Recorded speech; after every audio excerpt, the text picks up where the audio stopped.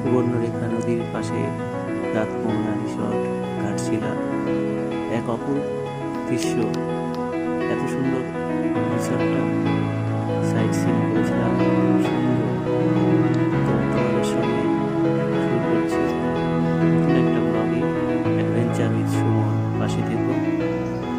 এই যে সুবর্ণরেখা নদী দেখতে পাচ্ছ, একবারে এখান থেকে কাছে, রিসর্ট থেকে অসাধারণ, মানে একটা ব্রিজ দেখা যাচ্ছিল, দারুণ।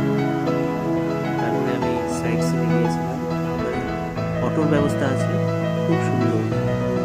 আমি 4 চাকা নিয়ে ওখানে গিয়েছিলাম, তারপরে আমি অটোতে করে সাইট সিনে এই যে হচ্ছে ধারাবি ওয়াটারফলসে যাওয়ার অটো।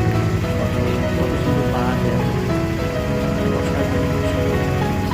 বর্ষাকালে তো খুবই সুন্দর, গাছপালা, পাহাড় আমাকে বারবার ডাকে।